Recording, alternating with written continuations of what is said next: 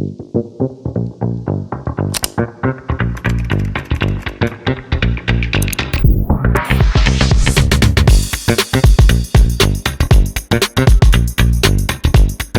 back everybody to another episode. This time we're going to be talking all about trade management.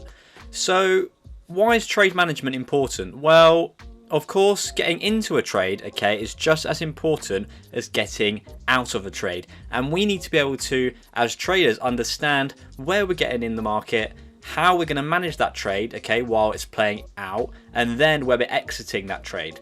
So there's 3 steps to the trade, the entry, the exit, and then the management in between those 2 points. So these are the key trade management areas that we need to be able to utilize, when the trade is actually playing out. So of course we've been learning ways to get involved in the market, but now we're going to learn some ways to manage our positions, and what to do when you're actually in a position and it's playing out in real time. So of course, one of the big questions is, how much do you risk on a position?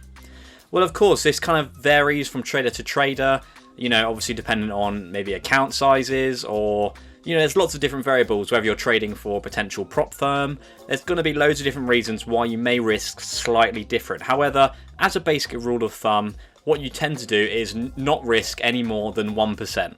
Especially if you're a beginner trader, I probably wouldn't even risk any more than 0.5%.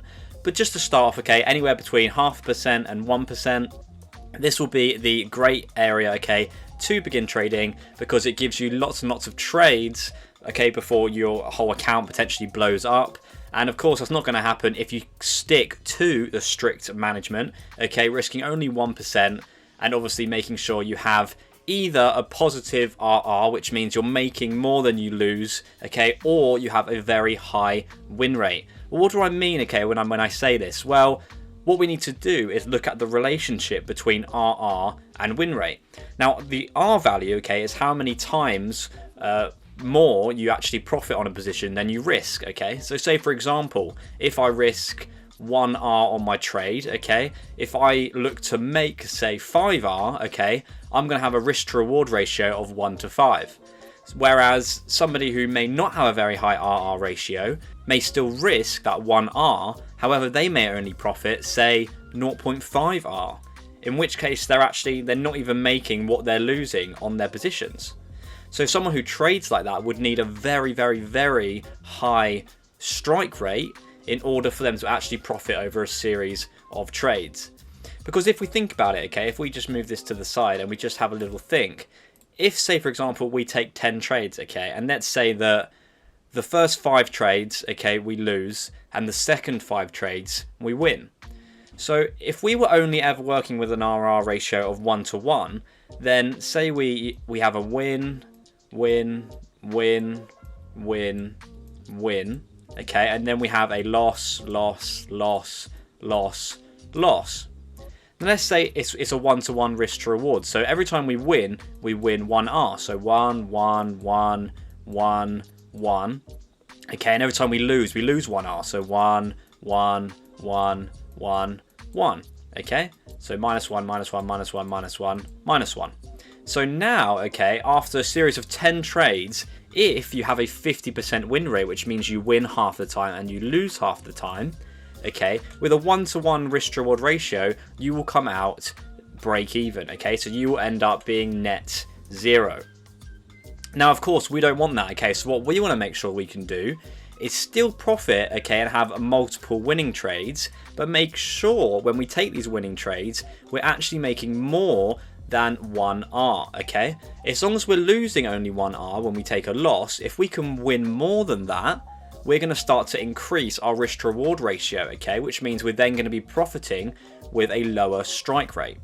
So now let's say that, for example, we can win on average, say, 4R every time we win a trade, and we're still only losing 1R when we're wrong.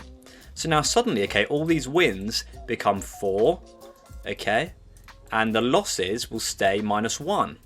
So now, in total, we've made 4, 8, 12, 16, 20, so now we're up 20R, and we've only lost 5R, so 20R minus 5R, so we're now profiting 15R with a 50% win rate. Okay, so it's very important being able to actually win, okay, more than you lose on trades, because it means that you don't actually have to win that much of the time. Okay, if you're not actually winning that much when you're right, you need to win a lot more trades, otherwise it's not going to balance out, and like I just showed a minute ago, you're either going to net zero or you can even net negative, okay, if you actually lose more than you win with a one-to-one risk to reward. So as a rule of thumb, like we say, we want to try and get that risk to reward up, at least try and target maybe 3 to 4R on your winners, and only lose 1R, okay, when you're actually in a losing position. Now, of course, R's and percentages, okay, they work together. So obviously, if I risk 1R, that doesn't necessarily mean 1%, okay? It's just a numerical way of looking at it. So if we're risking 1R on a trade, that could be 1%, that could be 0.5%, okay? But as long as the ratio is the same on whatever we're doing, okay, it's absolutely fine. So if we say, for example, that 1R value is 0.5%, that means when I lose a trade, I'm going to lose 0.5%. Okay, and then say, for example, I win 4R, it's 4 lots of that 0.5%. So then obviously I'm going to net 2%. So that's how you get that risk reward ratio just right, and it's important to understand that, okay, and we want to really be able to utilize that risk reward ratio the best that we can, while obviously maintaining that decent strike rate. So that's the relationship between RR and win rate. And obviously, like we said, how much to risk on a trade? Well, it does depend, but I would just say start with 1%, okay, and you can always adjust it from there. So obviously you're gonna have to do your own testing and things like this, but it can even come down to how frequently that you actually enter the market. Of course, some people may only take one trade every few days, other people may take, you know, multiple trades a day. It all kind of varies, so you don't want to end up overexposing yourself to too much risk on a single day, okay? So make sure you're taking that into account when figuring out how much to risk.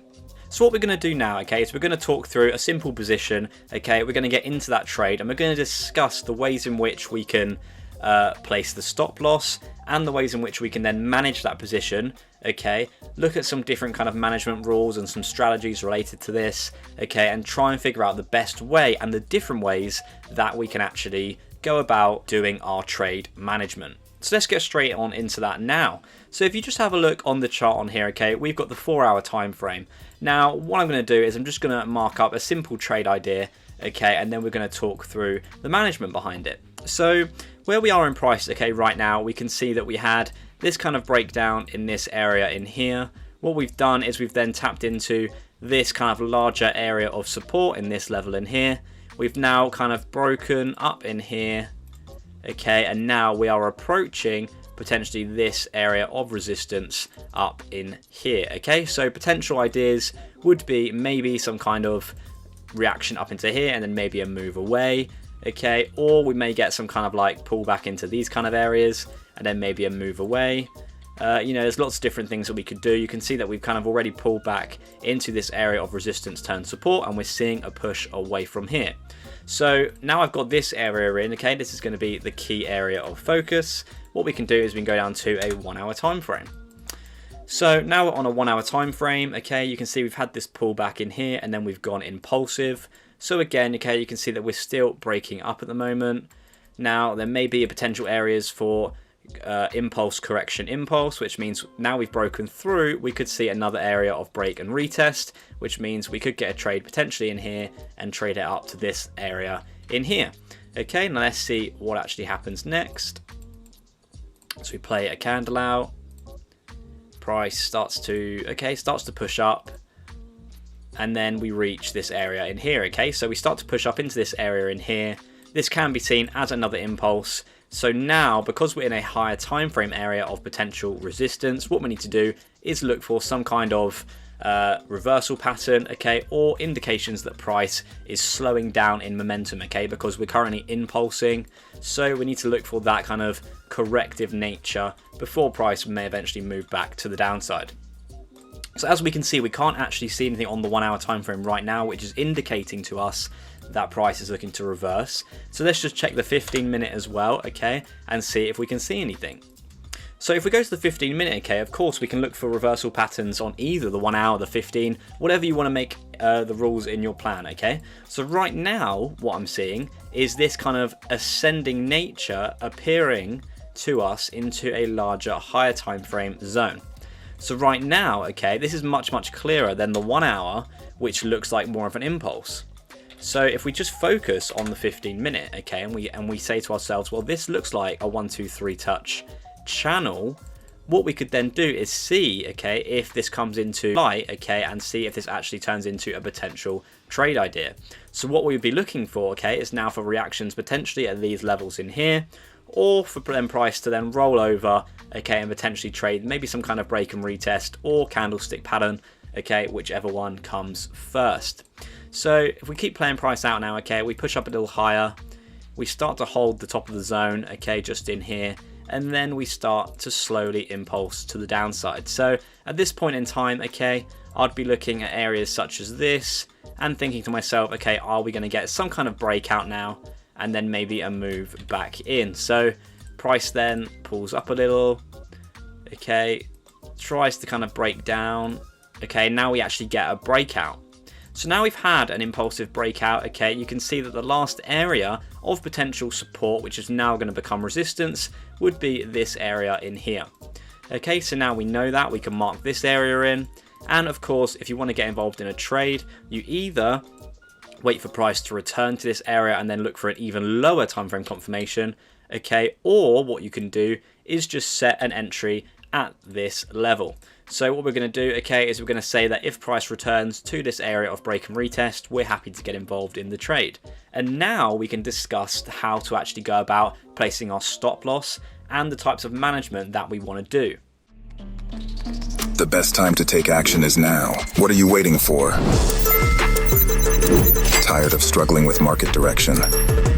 Want buy and sell indications at a click of a button? Who wouldn't? Check out TradeDork's buy and sell indicator today at TradeDork.com. So of course, if we were looking at this, okay, where would be the best place to put our stop? Well, at the moment, okay, you can see that if we just traded this zone, okay, we'd be looking at about a 13 pip stop. Now, a 13 pip stop is great, okay. You can see that there's risk to reward in the trade. There's at least 5.66 just to this low level. So at the moment, okay, that would be a great place to put the stop loss. However, we know that sometimes these zones don't hold exactly, and we understand that price can return to these areas and even spike through, okay, and then move lower. So it depends how risky you want to be, okay, and the types of entries that you've tested and the types of things that you've seen, okay, when actually backtesting. However, what you could do, okay, is bring the stop up and even put it above this high level in here, and you've still got a 3 RR ratio. Of course, you want to make sure you've got some kind of RR ratio because of the points we spoke about a minute ago, okay, but you just want to make sure that the trade's actually worth it, okay, if you're going to get involved. So I wouldn't go any lower than a 3 RR ratio. We could do something like this and try and protect ourselves above this little swing high point in here and expect that price is going to push up to this level and then maybe roll over. Okay, so this would be the safest way I would deal with this position. And the riskiest way I would deal with this position is to put it at here and then add about a pip, okay, for spreads and things like that, okay? So you've got two options, either use a 14 pip stop or you put it above here, okay, and use about a 23.8 pip stop. So let's just say, okay, for argument's sake, that we've been a little bit more reserved and we put it at about 24 pips.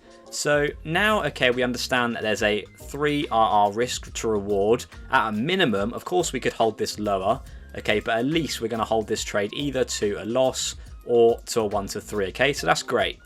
And let's say, for example, we're going to risk 1% on this trade. Now, if we're risking 1% on this position, okay, so we're going to risk 1%, okay, and we're aiming to make 3% if this trade plays out. Okay, so this is what we're looking to do, make 3% on our account or lose 1%. We've got our trade idea, we're happy with that. We've got our entry, we've got our exit. Okay, so now it's just a matter of if we get tapped in and then how do we go about managing the position. Okay, so let's play price out now and see what actually happens. So price, okay, eventually comes up, okay, and now you can see it's mitigating into this area of break and retest. So now we're actually in the position, okay, I'm quite happy with my stop. Now we need to discuss what we're going to do while the trade is running. Now, of course, you've got a number of different rules when this is happening, okay? Our stop's protected, but how are we going to move that stop down, okay, and remove our risk on this position if it decides to run in profit, okay, because for example, we don't want to see this trade all the way down close to 3R, okay, and then for us to keep our risk completely open and then this completely retrace and stop us out, okay. We don't want to see that.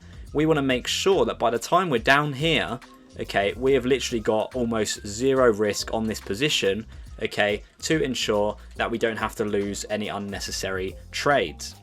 Now, of course, we've got a number of different options when we're managing this position. First of all, what we could do is say to ourselves, well, we're going to look for some kind of structural level, and if price breaks this structural level, we will then remove our risk completely, or maybe even just take off half of our risk on the trade. So say, for example, if price broke this low point in here, we could say, okay, if price breaks here, what we're going to do is take the risk down to a half. Okay, so now we're risking only half an R, okay, and price is moving in profit. So that could be an easy way to do it. Another way, okay, would be to target just a value and then use that. So say, for example, every time we reach 2R on the trade, we remove the risk, or at least move the stop down above, okay, the last kind of high point that tapped in to our trade area. So that could be another way to actually manage trades based on a more numerical value rather than a structural value. So, you know, there's lots of different options to what you can actually do. It depends on, you know, what you've tested and how you feel comfortable managing these positions. So let's just do an example scenario, okay? And let's say that at 2R, okay, what we're going to do is we're going to reduce our risk. Okay, so this becomes my target 1, okay? And what we're going to do is say, if price comes down to here, we're going to reduce the risk by half. Okay, so that's what we're going to do. And then if price makes it down to this low point, okay, we're then going to remove the risk completely, put it at break even, okay, and then look to potentially see if this moves again. Okay, but after that point, we're going to make sure our risk is off, and then we're going to reanalyze the chart and see if this trade could run any further. Okay, so we know that that is take profit 1. Okay, well, I put take profit 1, but we know it's an area where we're going to reduce our risk. And then, of course, we've got this area in here, which will become target number 2. Okay, so that can become target number 2. Brilliant. So now we know where we're in the trade, we know where we're out the trade, and we have a rule that we're going to follow if price moves to either here or here. So let's see what actually happens next. Okay, so we start to move into profit now, okay, which is great. But of course, we don't have to do anything until one of these levels gets hit. So price pushes down, okay, and eventually we hit this TP1. So at this point, we said that we were going to reduce the risk to half. So what we're going to do, okay, is we're going to put this on just in here, and that can become our stop level, okay, if this trade reverses on us. So this is absolutely fine, okay, we're following rules, it's all structured, and now we want to see if we continue to push or if we reverse. So price then comes down, okay, nice impulsive move to the downside, and we've reached TP2. So at this point, we understand, okay, that we now want to take our risk off the trade, and now we have a risk-free position. So what this means is that we are now in an open trade, okay, with our profit running, okay, and all of our risk is now gone. So now the worst case scenario will be that we take a break-even trade. Okay, so we're not going to lose anything on this position. It's either win or break even, okay, so that's the best situation to be in. And now what we want to do, okay, is just make sure that we can actually profit on this position. So at this point in time, okay, we have a number of different choices about how we can go about managing this trade, okay. What we can do is continue with the numerical approach and just target a set amount, so say 5R or 10R. Or we can use a more of a structural approach, and we can say, well, at this larger swing low, I want to take my trade off here, or at this area of potential support or resistance, I want to take my trade off here. Or if I see the price do a certain thing, okay, then I'm going to look to close my trade. All these kind of options as well, okay. So if we were looking at this, okay, on a larger time frame, let's say, for example, we're seeing that a 4-hour area of resistance is currently holding. So if this is going to continue, okay, and now the fact that we're breaking out of this low in here, we may see the market continue to trend to the downside. So we could say to ourselves, well, what we could do is target this low level in here, okay. So we could say to ourselves, well, if we reach this level in here, we could look to close the position, okay, for a nice 7.5 are. Okay, so that could be your entire trade idea. You could be like, okay, well, if we reach this level in here, this is a good area where we may see some kind of reaction. I would have banked 7.5% on my trade, and I'm happy with that, okay? So even if price moves all the way down here and I run, say, 6.5%, and then it comes back up and it stops me for a break even, you need to be happy with that decision. So you always need to be happy, okay, with where you're in the trade and where you're getting out of the trade. Okay, so that's the key point. Don't just, try and hold this till, forever, and then it retraces on you, and then you end up kicking yourself and you get really upset because you were in this much profit and now you're taking a break even or a loss. Okay, don't let that be you. Make sure you're happy with the trade. Okay, make sure you already accept, first of all, the loss before you even get in the trade. Accept the loss, because then you won't be as emotional about it. We don't want to be emotionally attached to our trades, okay? So when we're in the position, make sure you've already said goodbye to that money that you're risking, okay? Even if it's just 1%, say goodbye to it. You haven't got that money anymore. As soon as you put that trade on, that money's gone, okay? So what you do is you disassociate yourself from that money early, okay? Don't think to yourself, oh, well, if this runs to 10, then this means I'm going to make 10%, which is this much money, which means I could buy this many things. And okay, don't put all these emotional attachments onto the trades. The trade, okay, while it's open, it's nothing, okay? The money can go up, the money can go down.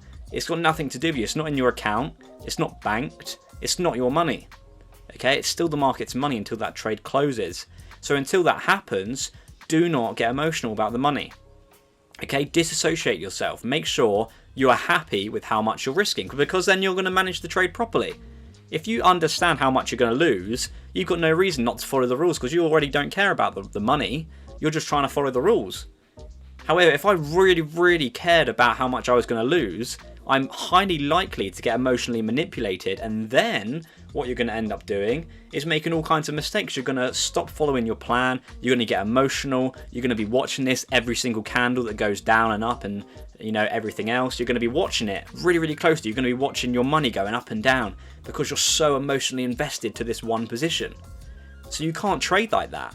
You have to disassociate and just follow your trade plan, right? Which is why we're talking about ways in which we can actually build some kind of trade management plan.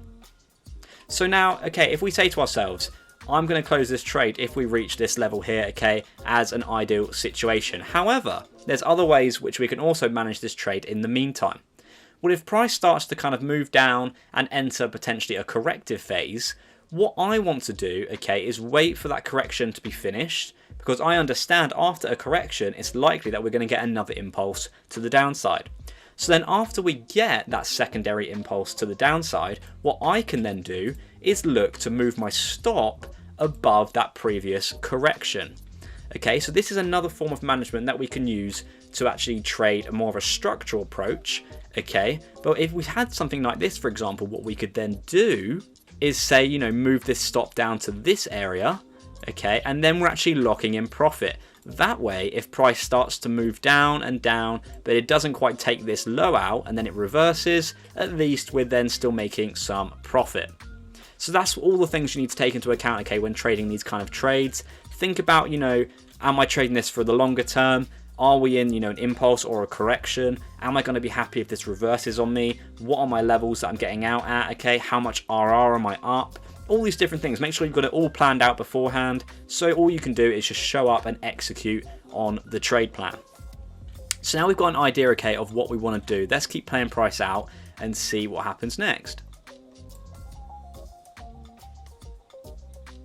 Okay, so straight away, what are we seeing? Okay, we're seeing that corrective nature. So we understand that what we're seeing is an impulse, okay, and we're seeing some kind of correction. So this correction could last a while. It could even pull back higher. I don't know. So right now, I don't want to really move my stop until I'm happy that price has started moving back to the downside. So price continues to correct, okay, it even comes all the way up here, absolutely fine. Because even at this level, okay, our risk is off the trade and we're happy with that. We've already accepted that this could be a break-even trade. And if it is, you need to make sure you're not getting disappointed in the fact that you were running 3.7% and now you've got nothing. Okay, I wasn't running 3.7% there because that's nothing to me. That's not in my bank. I haven't got 3.7%. you know, all I see is 3.73. It's just a number. It doesn't mean anything. Okay, it can't mean anything because it's not real. You know, while it's moving up and down, it's not real. None of it's real. You just leave it and then you just watch it and you see what happens. So now we can see what's actually happening here. Okay, well, price tried to kind of impulse back up in here. It made a deeper correction, and then now we're seeing another impulse to the downside. So let's see maybe if we get another consolidation and another breakdown. So price, okay, there we go. Okay, it starts to impulse down. It pulls up a bit, it impulses down again. Okay, and now we're really starting to break to the downside.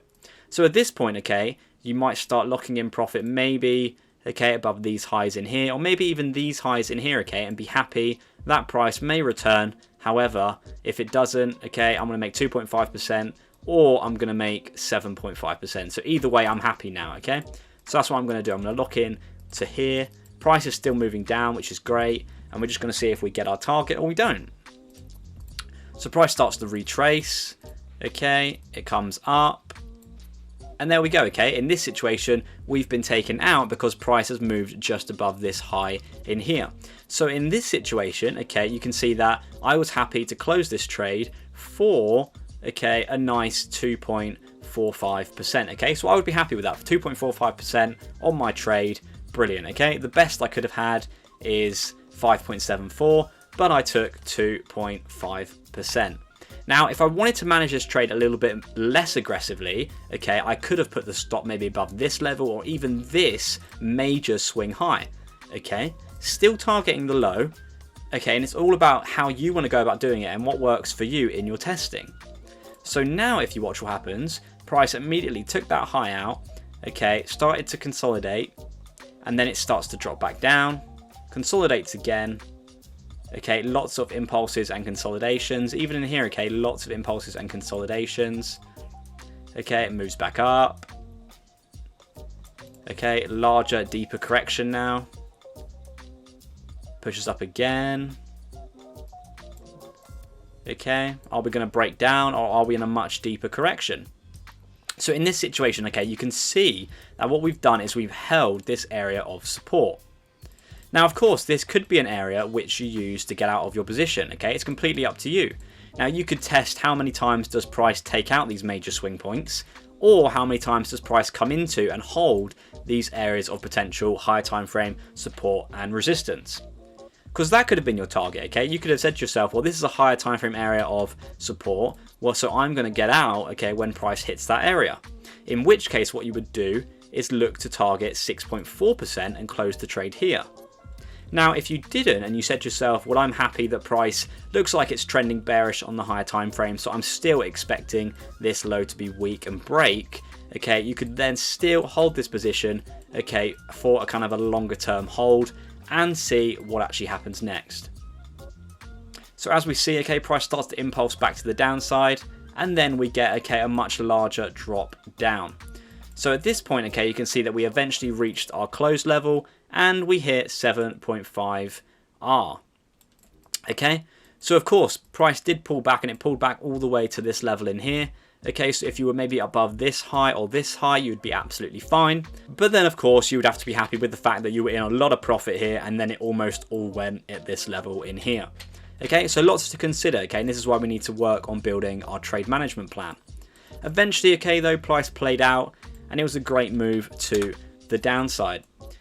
Now, of course, okay, if you were going to hold this on a much longer term basis, you know, you don't have to potentially close the trade here. You could manage on a higher time frame, like something like the 1 hour, okay, and you could say, okay, well, I was above this high in here, so once we got another impulse, I'm now above this high in here, and you could just keep moving, okay, and working with this and look for potential reversal structures, okay, or areas in which you think price is ready to reverse. So if we keep playing price out now, what are we seeing? Okay, well, in this area in here, we can see that price starts to descend. Okay, there's definite potential descending price action in here, and we've had a larger wick away. So in this area, I would be very, very cautious, okay, that my stop is all the way up here, because now you can see that we're in quite a lot of profit. Okay, we're running 12.49%. Okay, and it's very unlikely that price is going to just continue pushing, okay, without maybe doing some kind of larger pullback.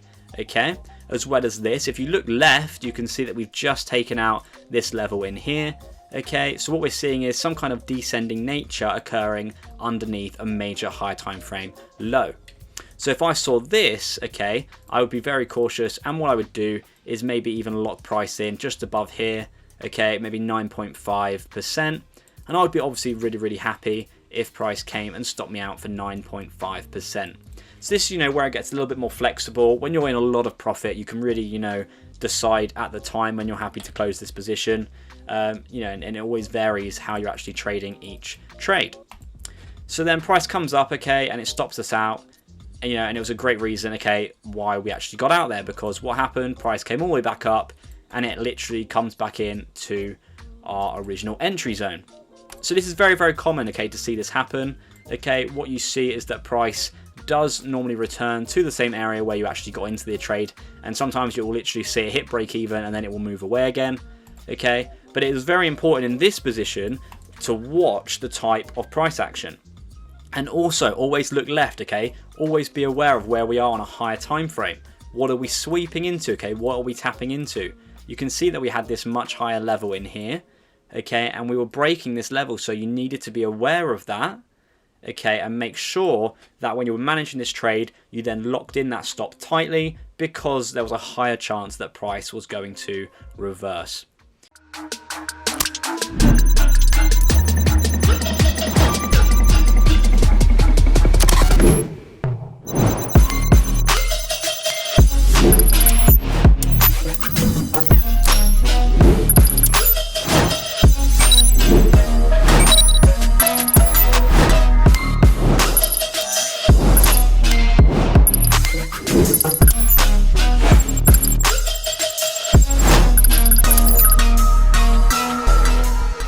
As you can see, we've gone over a number of different management strategies, from structural strategies to numerical strategies, okay, making sure once you're in the position, okay, you know where you're getting in and you know where you're getting out if you're wrong, making sure that stop is always protected and in a good area where you feel as though you're not squeezing your trade too tightly. We then looked at making sure that we have a decent RR before even entering the trade in the first place. So of course, in this position, our initial target was for 3R, so we were quite happy with that.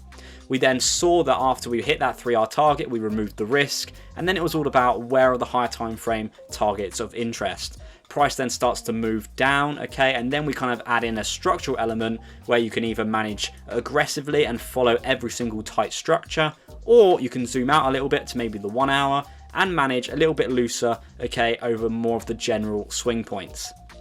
Then as price moved into a lot of profit, what we noticed, okay, was that we got this very strong impulsive move to the downside. So we decided to look left, check for areas of interest, and once we see these areas be hit, okay, it gives us a great idea to close the position. And of course, 9.5% is nothing to turn your nose up at, okay, that is a great return, okay, especially for one position. 9.5%, 10% is more than enough to make in an entire month. So if you're able to take that trade, okay, and literally only hold it for, a few days, it's really not that big of a deal, okay, it's a great move, and this is how you should be going about doing it. So hopefully you've taken something away from this, okay, make sure you go away, rewatch this video, look over the concepts, try, okay, and put something together in your own plans, okay, for really looking at how you want to manage the positions, okay, because it's going to be slightly different to everyone, especially dependent on the types of entries you get, the type of stop sizes you have. I'm sure everyone is going to want to manage trades slightly differently depending on how aggressive, okay, or how passive you are. And that's absolutely fine, okay, everyone has a slightly different style of trading, okay, everyone's a little bit different, so it's great to tailor that to your personality. So that will bring us to the end of this video, okay, I hope you've all enjoyed this one and taken something away from how we want to go about managing our trades. So I'll see you all in the next episode, where we're going to be diving into how to actually build a trade plan, okay, and the types of things you need to be adding into them to make sure that they are concrete, okay, and that you're going to be successful with them in the live market. So you don't want to miss that episode, okay, and I will see you guys all there. Be a dork.